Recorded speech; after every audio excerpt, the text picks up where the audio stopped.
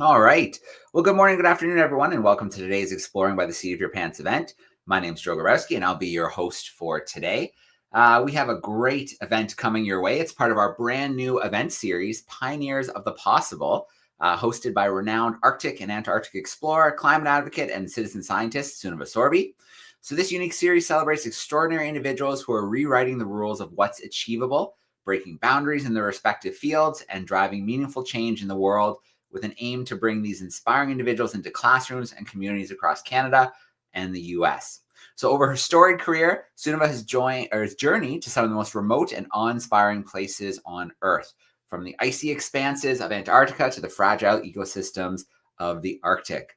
So as co-founder of Hearts in the Ice, Sunniva made history as one of the first women to overwinter in the Arctic without men, spending 19 months collecting critical climate data in partnership with leading organizations like NASA and the Scripps Institution of Oceanography. So let's get things started and bring Sunniva in to say hello.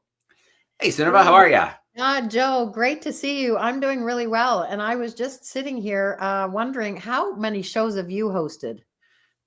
Well, this is our 10th year anniversary at Exploring by the Seat of Your Pants. Okay. I would say we're probably pushing 5,000 live events for classrooms at this stage. So, Wow. Well, I'm really happy to be doing this series with you because, over the years, you meet so many amazing people and they're too good not to want to share with the rest of the world. So I love sitting in this space with you.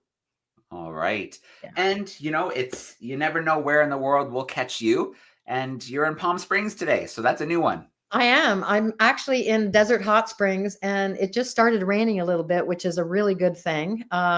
A very bad thing for everybody on the coast that's going to get hit the hardest because of all the fire scorched areas. But I love coming down here. I have a lot of friends who have retired and moved here. I guess that speaks a little bit to my age. But yes, and I have my sister Bettina here and my brother-in-law Dell. So it's always fun to visit family. All right. Well, what do you say? Should we bring our guest in and start our Yes. conversation? Yes. Right. Perfect. Well, joining us today, Dr. Ken Druck. He's an international authority on courageous living, recipient of the Distinguished Contribution to Psychology Award. He's inspired and guided audiences, clients, readers, and communities for over 45 years. His new bestseller, How We Go On, is about meeting and mastering the what now moments in our lives. So today we'll explore a little bit about handling those tough moments and losing someone important to us, whether it's a loved one or moving away from a special place. Big changes in life, it can all feel really hard figuring out what to do next. Let's bring Ken in with us right now. Hey, Ken, how are you? Morning. Good to see you guys. Oh, Ken, hi, Ken. To be with you. Yeah, Ken, it's great to have you with us. Where are you joining us from today? I am in Del Mar, California. Okay. I am where Sunniva just said the rain is about to come. It's actually, I'm looking out over the valley here and the rain is already here. It's arrived. Oh, that sweet it's a smell good of creosote. Yeah, because we've had fire here and this is exactly what the land needs, what we all need, and what the plants are very happy to receive. Absolutely. Well, you two are out on the West Coast. I'm buried in snow here just outside of Toronto in Canada.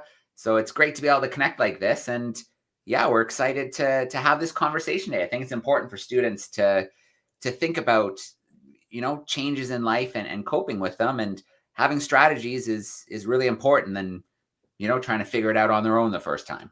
Yeah. All of us and everybody we know is going through some kind of a what now moment. We're really asking ourselves, what am I supposed to do? What do I do? And we're a little stuck, and today is going to be about approaching that what now moment, meeting that moment. We could all try to run and hide, which we all do. We can delay and procrastinate. We can even pretend it's not happening. Does anybody hear anything? I don't hear anything, But this is about courage, summoning the courage and the strength to meet that moment in our lives successfully, because that's what moves life forward. That's what defines our character. That's what gives the quality of life and the joy that we're all looking for. Yeah. Oh, absolutely. And I have to just say, Ken, I've known you for decades now. And you are one of a kind, special to me and so many people that are lucky enough to know you. because you peel back the layers right away. You get right in there into the real source and meat of what's important in life. And I so respect and appreciate you right now sharing with everybody. And I want to just ask you just a couple of questions, if I may, because we're all at a place, as you say, where we're asking, like, what now? We're losing people. Maybe we've gone through huge changes. And you talk about self-compassion being a very important thing for all of us. And that's often the last thing that we think about, is taking care of ourselves, because there's so much going on out there. Yeah, we And gotta take care of yeah, and I'm just curious to know, because there is a lot of grief out there, and we're all facing a lot of really big challenges, politically, socially, uh, just around the world. And so, what are some simple ways that you have found that students and even adults can maybe practice in their daily lives to be better here? Yeah, yeah. I think that, if anybody who's watching this takes one thing from this entire conversation we're having, it's to catch yourself. Let's do a self audit right now. Let's all look in the mirror. Do I talk to myself like my foot is on my throat? Do I pressure myself? Do I judge myself harshly? Do I criticize and put myself down? Do I beat myself up? Am I impatient with myself? And even sometimes mean and unforgiving? Is my foot on my throat when I talk to myself in the way that I treat myself? Do I beat myself up? Or is my hand on my heart? Do I treat myself with respect? Do I talk to myself with patience and kindness and understanding and forgiveness and toughness when I need it, but toughness with a tone of loving care and kindness?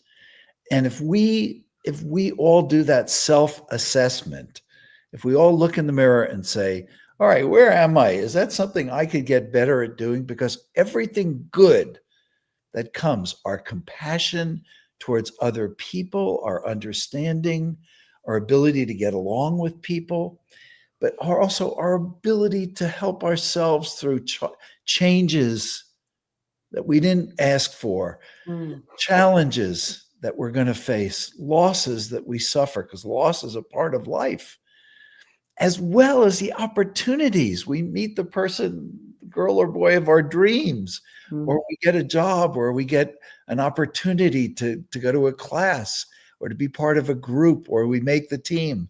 We want to be able to meet those moments with self-compassion, because if we do, then what happens is the new courage that we need evolves. It comes from within us, and it arrives in the moment that we need it to face the day. It gives us the strength, the guidance, the clarity we need. When we have our foot on our throat, none of those things are available. We're choking. We're pressuring. We're in fear. We're in doubt. We're prosecuting ourselves, we're producing evidence why we can't do it, or we're not going to make it, or we don't know what to do, and we're stuck, and there's no way out. The possible becomes impossible. It's such an important message, Ken. And I just flashed on, and I was sharing this with Joe earlier, and I think I've shared this with you, that I went to this Plum Village Monastery in France. Yes. It was a climate and nature retreat. And there were 160 people there from around the world who are working in the climate space. And, we all of us working on trying to solve problems in the world would love to find that silver bullet answer for something. And there just is not one.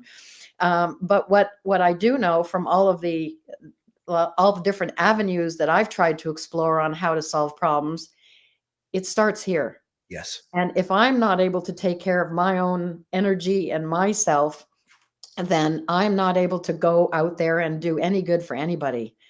And thank you for that message. That is a very, very big one. And when I met you, it was in the 90s, wasn't it? Yep. It was, yep. That was just yesterday. Late 1990s. When did that happen? Yeah, what happened?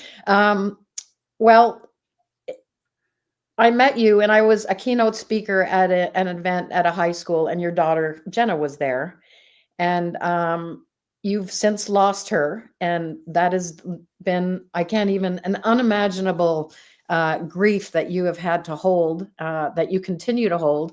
And I know that you founded the Jenna Druck Center in San Diego, which is doing great work. And I just like to ask you, if you don't mind sharing with everybody on the call, just how in the world did you find the courage to take that step into creating the Jenna Druck Foundation? And what advice might you give to somebody, young people, or those of us who are just a little older than young, who would like to honor somebody or something that they've lost, and how to do that in a meaningful way? Yeah, I think, it's a beautiful question, and it's at the center of everything. Every one of us is going to suffer some kind of a loss. And sometimes, like in my family and in my life, it was the loss of somebody I love. And my heart was broken. The future that I put, as a mom or a dad, you put thousands of hours into the joy of watching your kids blossom. You put thousands of hours into helping guide your kids, into stepping in and showing them the way, or encouraging them when they are finding the way, helping them develop all their gifts, their strengths, their skills, their abilities, and to face challenges in our lives that none of us gets a guidebook to figure out. Well, it's our job as moms and dads. So I sent Jenna on a trip. She said, Dad, there's this great trip called Semester at Sea. You live on a ship for a whole semester, for half a year, and you go to all parts of the world. And she left and she went on this trip. And I said goodbye. She gave me a butterfly kiss at the airport. And we said goodbye with a big hug and a kiss. And I said, this is going to be a launching pad for the rest of your life. You're going to learn so much out in the world. Please be careful. 4 months later, my phone rang in the middle of the night, and it was somebody from the White House telling me that there had been a terrible accident and that my daughter had died in a bus accident with 3 other girls near the Taj Mahal. The day before, my daughter had called me and she said, Dad, I'm going to see the Taj Mahal. It's the world's greatest symbol of eternal love. And now my life as I knew it had ended. My daughter's life had ended. And I was in shock. And when we go through this kind of a shock, and some of you have gone through something like this, some kind of a terrible loss, and we're in shock. Originally, we look for the remote control because we want to change the channel. We want to think, oh my God, this really couldn't have happened. And we go from the surreal, which means it's not real. It's surreal. This couldn't have happened. I'm imagining it. This is my worst nightmare, to the all too real, where we get emotionally flooded because it's too much to bear. It's too much pain to bear. And so I went through that. And in the beginning, I was just on my knees. Thank God I had friends and people who loved me and supporters who just stood with me, because I didn't need to be figured out and fixed. And sometimes that's what we've taught kids, and that's what we've taught each other, is that when somebody's in pain and they've suffered a loss, or whether it's a loss of a girlfriend or a boyfriend, or their team lost the game, or they lost their dog, or their grandparent, grandma and grandpa died, or even a parent died, we try to figure out and fix people when that's not what's needed. What's needed is to stand with them, is to be with them, is to be a silent healing presence with them and help them get through, help them take that first breath, and to help them learn to take what I call the path of honor. And it's what we can do. We can, because we have a choice. We wake up every morning, we have a choice. And if you've gone through any kind of a loss, you wake up in the morning, you have a choice. You can make your pain the central organizing principle of your life. You can become your pain. Everybody's at fault. We're all screwed. Life sucks. And it's all over. And you feel like there's no way to recover and to go on from what you've suffered. And that's because we're human. That's what we go through. That's the way it feels. We can go down that path and spend the rest of our lives that way, feeling like a victim of what happened or didn't happen in our life. But we can also look down this path. And it's the path of possibility. It's the path of honor. And it's how we can go on. And I looked down that path and I saw both of my daughters, my daughter who is now an angel, my angel daughter and my earth daughter. And I saw them at the end of that path of despair saying, Dad, you gave up. You really gave up. And you gave up on life. You gave up on us. You gave up on yourself. You gave up on hope. But then I saw my daughters at the end of this path, and they were both saying, Dad, we're both so proud of you because you fought your way back into life. You did it by walking on the path of honor. And what is honor? There are 8 honorings, and I'm not going to go into all of them at once, but I want to just start with a couple. The first honoring is self-care, that when we take a hit, we need time to heal. We need time to recover. We're broken.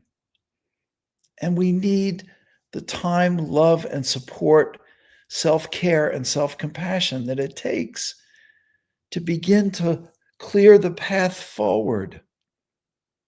And so self-care is the first honoring, is that we survive that loss. We have to survive the losses we suffer because we're going to be stronger in the broken places. Now, I wear this necklace, and it has inscribed around it, I am here. And it's a reminder that my daughter is gone, and she's right here. She's with me forever. She's in my heart. And I don't know what the secret of life and death is. I don't know really what happens when you die. I don't know where my daughter is really, but I hold in faith the possibility and the hope that she somehow is okay, that life somehow goes on. It might be wrong, and I don't have 100% certainty in anything, but I could hold it in faith. I could hold it as a hope, and I can go on with the other honorings. The second honoring is to do something good in her name, to honor her life and spirit. And so I started a foundation to help, and I did 2 things in that foundation. Number 1, my daughter had started a girls' leadership program, and I continued her girls' leadership program, helping girls become leaders in their own lives and in their communities. And I know a lot of the girls that are watching this are already part of girls' leadership. You're learning to be that leader in your own life. My daughter told me, she said, Dad, if girls go through their teenage years and we teach them to be mean to themselves and mean to each other, then we suck.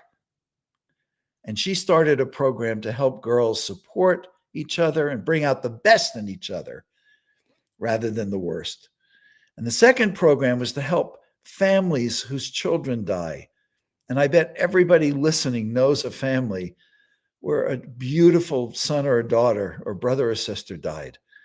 And the other program was to provide support, not by trying to figure out and fix people, but by standing with them, walking with them, holding them close, and being a support to them. So doing second honoring is to do something good in their name. And for me, that meant it could have been just lighting a candle. It could have been celebrating her on her birthday. For me, it meant starting a nonprofit foundation.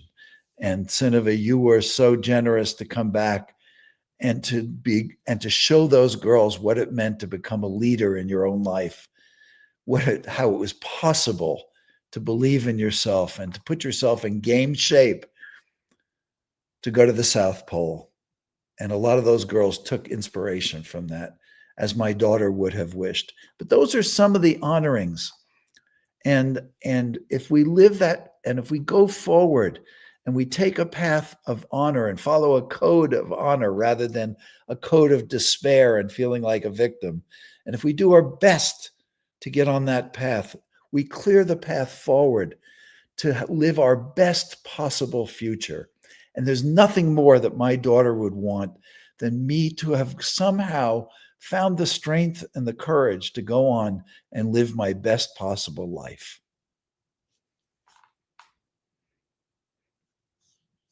So there's the beginning and the opportunity for all of us if we've suffered a loss. And let's be clear. I suffered a life loss. I lost my daughter. Some of us have suffered, we don't know it, but we've suffered, we're grieving because we've suffered a living loss. A living loss, nobody's died, but our best friend just is ghosting us. Our best friend betrayed us. Somebody we trusted betrayed our trust. Or we're having terrible fights with our mom and dad. I wrote a book called Raising an Aging Parent. Sometimes we have to raise our parents. They've never done it before. So we have to be good partners with our parents. But right now we're just at war with our parents. You know, they're not giving us the respect or the independence we want. So we need to find whether, if we're suffering a living loss, we are probably grieving, but we're also searching for how to go on, how to bring light to places where there's darkness in our lives. And a living loss could be the sadness we feel because we don't have our teacher that we love anymore. We're in a new grade, or our body is changing, and suddenly our whole world is changing because our body is changing. You know, girls are a step or two ahead. Girls have heart and brain growth 2 or 3 years sooner than guys.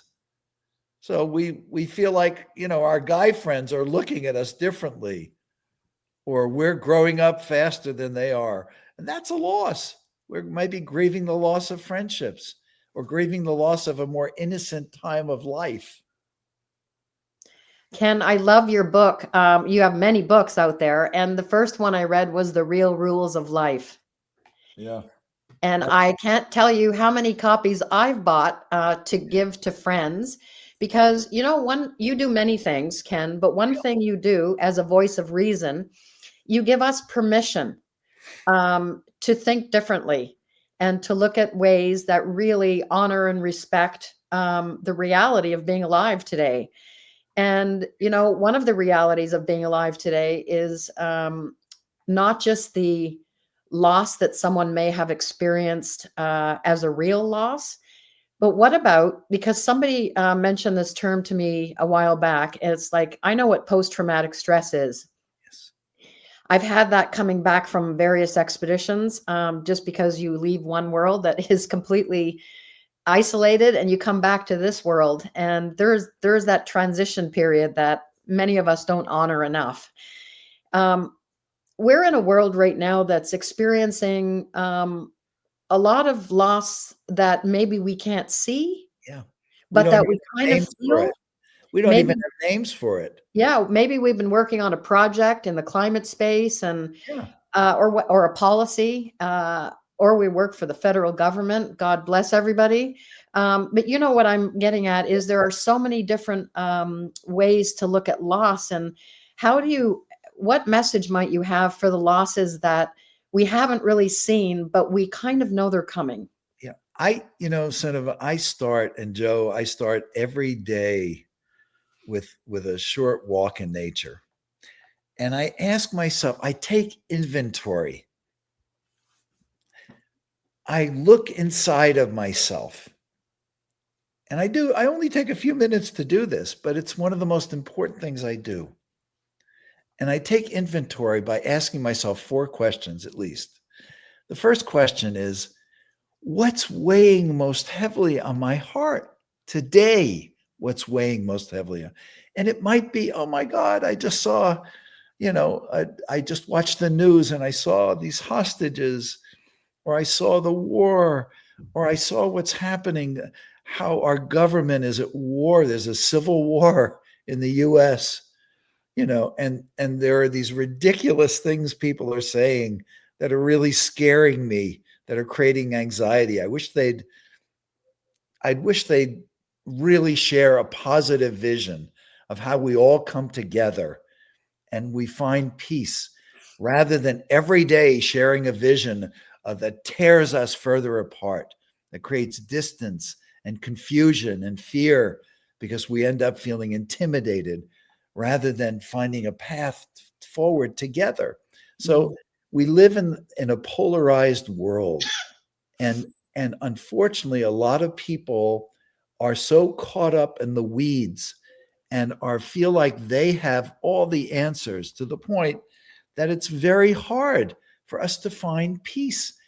And it's hard for us to turn off social media, or turn off the breaking news, or tell somebody, you know what, it isn't really a good time for me to talk about that. Right now, I'm unplugged. And we need to really take care of our own sanity, our own stress levels, our own fears. So I ask myself that question, what's weighing heavily? And I get a read, because inside my radar picks up and says, you know what, you're really worried about, the dog just got a bad diagnosis. My dog was just diagnosed with cancer. So it's like, No. yeah, and he's going to be okay. We're going to get him some help. But my point is that every day is different, and we need to take a read of what's weighing most heavily. And I invite everybody to follow these 4 questions with me for a minute. What's weighing most heavily on my heart today? Is it my mom and dad might be getting a divorce, or my dad met somebody and my mom and dad have been divorced and it's creating problems? Is it what's happening in our country, or in the school board meetings where I live, or whatever it is? Or it's somebody I love got a bad diagnosis. I just found out they're sick. Or it's watching my grandma and grandpa, they're getting older, and my grandpa can't drive the car anymore, and he used to love to drive the car. And, that's making me sad. So it could be anything that's weighing heavily. The second question is may even be more important. What's making my heart sing today? What's making me happy? What am I so grateful for? What am I looking forward to? What am I so happy about because it's happening? What's giving me a feeling of comfort and safety and security? What did somebody say to me? Even somebody said something nice to me. That's making my heart sing. Somebody was really nice to me. Third question. The promise that I make to myself today, because we all know that we can do better at something. But what promise would we make to ourselves today? For me, one of the things I struggle with is I've got Ben and Jerry sitting in my freezer every night at 8:00. I want to go and I get unconditional love from Ben and Jerry. They never say no. There's a big tub of ice cream, and I shouldn't be eating ice cream after 8:00 at night. So the promise that I make to myself is that I'm not going to eat after 8:00. I'm not going. As much as Ben and Jerry love me, I'm going to resist. And the fourth question is, what could I let go today? What could I let go of a little bit more? Maybe it's a burden I carry, a worry that I have, a fear that's crippling me, that's paralyzing me, a grudge that I have. It's somebody I'm angry and I'm punishing, I'm rejecting, I'm distancing, or something that I've been telling myself, something really negative. What could I let go of a little bit more to lighten myself up and put myself in a better mood, in a better state of mind, in a better frame to realize my best possible future? And so you can add questions. You might find other questions. If anybody who's listening, you might say, hey, here's another great question. Who could I forgive today? Or what good thing could I do to bring light to the world so that I become part of the solution, not part of the problem of what's happening in our world? How could I take care of, a lot of guys my age? I'm a grandpa, and so I'm in that time of life where I think about what can I do in the world so that my grandsons and future generations can experience the beauty of the oceans, the beauty of this earth. What can I do to keep the water and the air clean, to take care of this beautiful planet we're on a speck of dust flying through space, but it's ours to take care of. We're the stewards of this planet. What could I do? What good can I do in the world right now for the planet, for my community, for my family, or for myself? So it might be, what good could I do in the world today? But those are great questions that I think put us in a position to take action, to be part of what we want this life to be. And that, I think, gets me in touch with also the decisions I could make to lighten my heart. It's like, okay, I promised myself that I'm not going to watch 2 hours of news. I'm not going to spend 3 hours in front of a screen where my life gets dictated. Instead, I'm going to spend time with Joe.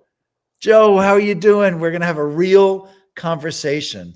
I'm going to practice being a real human being, being vulnerable, being honest, being forthright, getting to know Joe, asking him the questions that would help me to really get to know him and how he's doing in his life.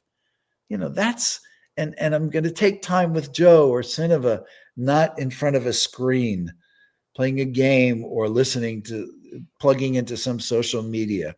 I'm going to take real media, real people, or I'm going to call my grandpa or call my best friend who I haven't seen, who I miss. Yeah.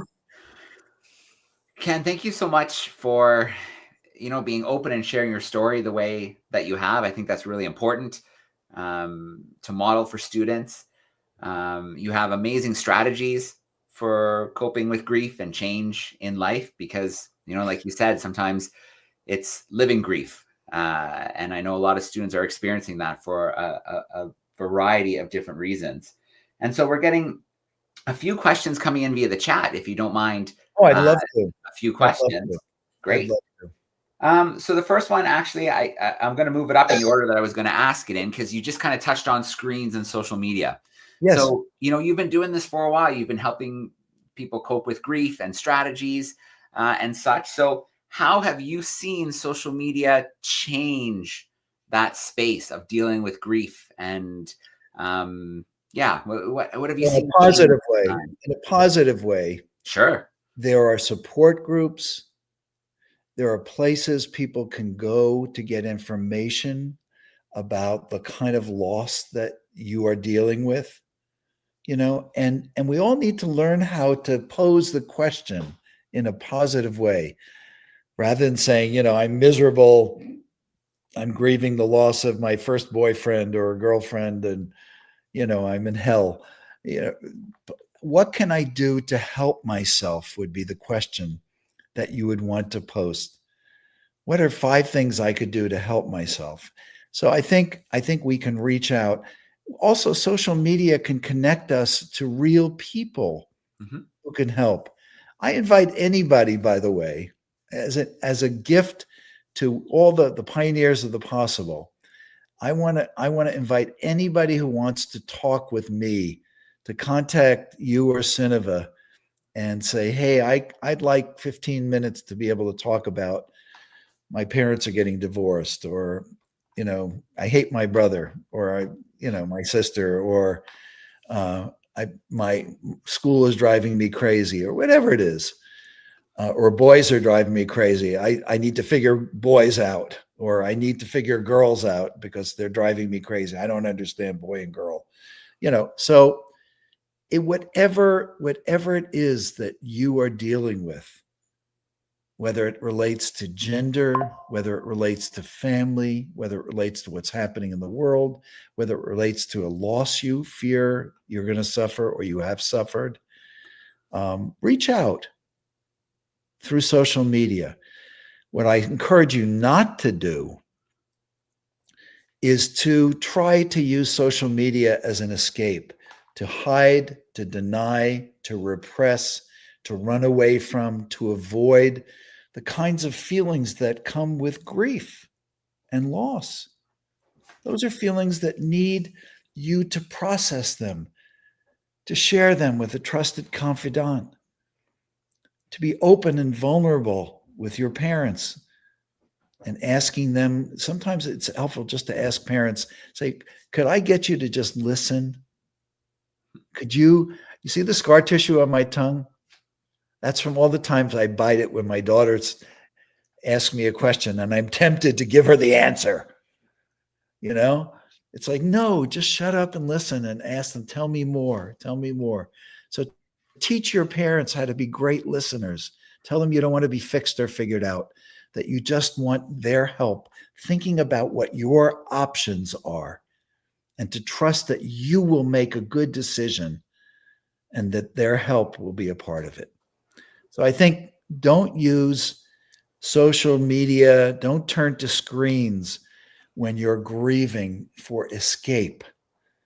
Instead, meet the moment, talk with real people, get the help and support and love that you need, because you're not alone. Trust me.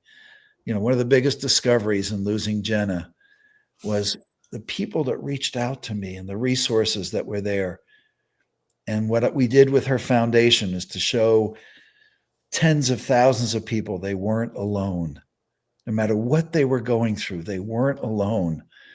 And I might not have an answer for you, but I can listen and help you find an answer that fits for you, and a good answer, so that you can clear that path forward and go on and do in your life what you're here to do, the good things that you're destined to do.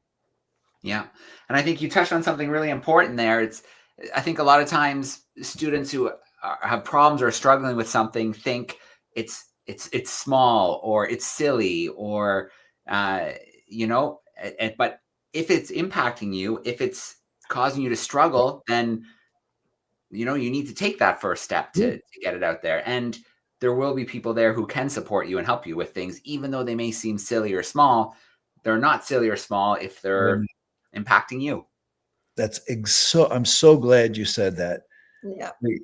Our foot on our throat says, oh, that's small. That's ridiculous. That's insignificant. How could you be scared of that? How could you be worried about that? What's wrong with you? That's the wrong thing to be saying to ourselves. Move that hand down to our heart and say, I'm so glad you brought that up. I'm so proud of you for being able to ask for help. The greatest courage. Maya Angelou, the great poet, used to say that courage is the greatest virtue. Courage is a part of every other great virtue. And it takes great courage to ask for help, to ask for the support that we need, to bare our soul with somebody we can trust, whose trust has been earned, and to open up to them. And if we don't have anybody that we like that, there are people in the world, you, Joe, you, Sineva, me, Ken, there are people like us in the world and in every community whose hearts would be touched and who would be inspired to support you and to help you with whatever you're dealing with, whatever's weighing most heavily on your heart. Yeah. I find it very interesting, and I'm sort of put my hand up as someone who is guilty of this. We have this feeling that that we're going to change somebody or we're going to fix them, and I think that has always been for me the hard part of asking sometimes for help is, and I've learned over the years to actually, if I just want somebody to listen, and I don't want to be fixed, I just need a sounding board to say, I just need some space to talk right now, to give ourselves permission for that. And I think especially for youth, that's a really important thing to remember, because especially with a parent, to give yourself permission to actually put some boundaries around the very delicate things that you're going to share by saying, I don't need you to fix me. I just need you to listen to me. That's a really, really important one. You mentioned so many valuable things. And one I just want to point out is the emotional muscle that we all have. We all talk about, all sorts of different ways we get through life. As a Norwegian, it's being stoic and I can do it, right? Yep. But the more we're willing to admit that we need help, the actually, what a beautiful sign of strength that is. And the emotional muscle is really all the steps that you mentioned in terms of really taking care of ourselves through the process. Your questions that you ask yourself when you're out on your morning walk, that we as people learn to develop these emotional rituals. I think they're very, very important, and every single day, and it adds up, and slowly the light becomes brighter. Yes. Yep. And we know what we need. We get in touch with ourselves. We take our own pulse. Say, okay, I know myself better now. I know what I need to do. I can make better decisions. I can use stronger judgment. I can take really purposeful action. And those become guideposts for how to live our lives. And when we start, the younger we start, the stronger we get as we get older. We face, each new season of life. I was thinking about this morning, and I was thinking, God, what could I show if there are kids watching? How many of you have been to Costco? Everybody? Well, Costco has a magazine that goes to 35 million people and their home. And I write stories for them. So here was the cover story that I wrote. And it has to do with getting to know yourself. And it's for moms, dads, kids. Oh, cool. What time is it in your life? It's late. No, it's the right time. I'm just kidding. It's the right time. It's always the right time for you to build and cultivate and to make yourself stronger and to take ownership and responsibility. It's not anybody else's responsibility. You are the captain of your ship, and we are all a work in progress. I can't tell you how many things I work on. You ready for this? You guys want to guess how old I am? I don't want to put you in that position. I turn 76 years old in a month. I am learning more in my life right now than I've ever learned before. I am learning so much about life. I'm a work in progress. We learn in every new season of life. There is so much richness, so much to experience, so many new things. So please don't spend the second half of your life, or tell your mom and dad or your grandparents or your older brothers and sisters, don't spend the second half of your life dreading getting older. It's some of the best time of life and the sweetest time and the freest time of life. And if you have a chance to ask a person like me who's a little older, and share a little bit of that wisdom with you, go ahead and ask. And it may fit for you. It might be good advice, or it might not be relevant at all. And tell them what they have to learn from you. You know who my two greatest teachers are these days? They're 5 years old. They're my grandsons. And I learn more from them than I do from anybody else in my life right now. So please know that you are the teachers of your parents, of your teachers, of your mentors, of the world. So Ken, I think we can tackle one more topic today that's come up, and that is, and I know this from my past experience as a classroom teacher, students often find maybe they're not the one who suffered the loss, it's a friend of theirs.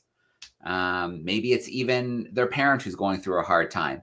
Yes. How can they take that first step to try and help that person on their journey? Well, for free, here's a social media thing. For free, you can go to my website, www.kendruck.com, and you can find the do's, and there's an article in there in my blog, the do's and don'ts of grief support. What are the do's and don'ts of grief support? Well, one of the do's is to listen, not to try to fix. It's to truly ask somebody, not, would you call me? Call me if you need anything. People don't want to hear, they're not going to call you. You can offer, if you want to offer support, you give them a menu items, 2 or 3 menu items. I'd like to bring over a Valentine's Day card. I'd like to cook dinner for you. I'd like to come over and go on a walk with you once a week. Make an offering. Don't be vague. Another do is to listen and to ask open-ended questions. Learn how to ask open-ended question. Open-ended question is how are you doing? And a closed-ended question is that candy that I sent you helping you and how you're doing? That's sending a message to somebody. That's putting pressure on them. That's your foot on their throat. Instead of an open-ended question that there's no hidden message or agenda. You're just giving them a time to air out, to vent.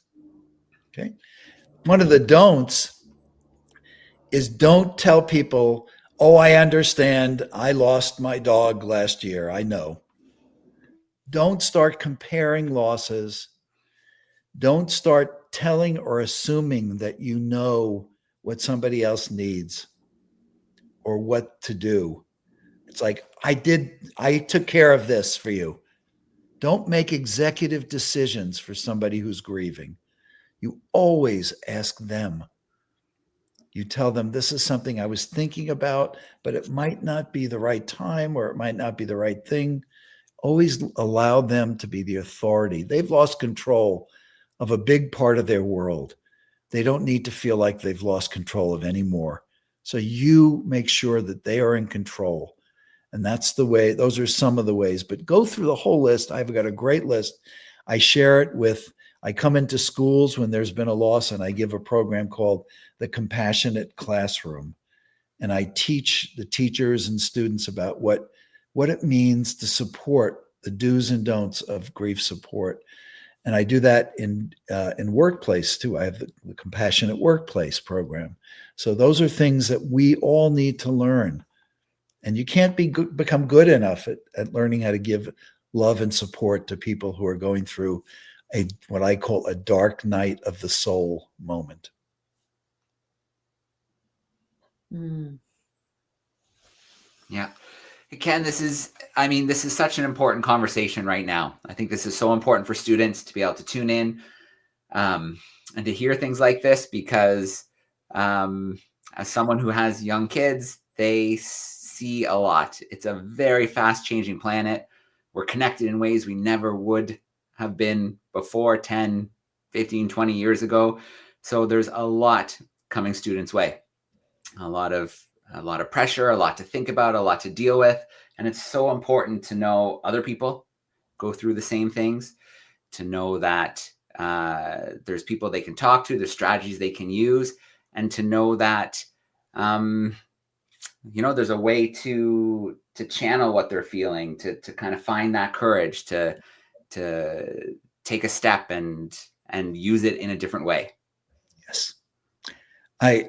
I'm so honored, and I feel so privileged to be able to talk to the students today. And I'm here anytime I can be helpful with any subject you guys want to talk about: sex, drugs, rock and roll, whatever you want to get into, parents, any of that stuff. I'd be honored. And the message I want to leave you with is to know that it's part of life, that some of this is going to be hard, but it's also part of life that it's going to be all right. Mm. You are going to have such joy and such interesting discoveries and wonders and successes and opportunities. So keep your head up high, keep your hopes alive, let the light in. When there's darkness, get the love and support that you need and give it to yourself as a start. Mm. Thank you so much, Ken. Wow. When I just think about the name of this series, Pioneers of the Possible, it sounds like somebody summiting Mount Everest or something. And really, that's the exact opposite of the intention. And I think you really bring to life the richness of the many tools that you've amassed over the years to navigate your own personal challenges, and the gift of trying to find a way to articulate that so that you're building bridges everywhere you go with people. And we're living in a really, really interesting time, but I think it's also full of opportunity. It sure is. And that's what I stand for. I know Joe stands for that. I know you stand for that, Ken. And I think that the full circle moment coming right back to like taking care of ourselves first. It seems like the most selfish thing, but it's the biggest, most important thing we do today.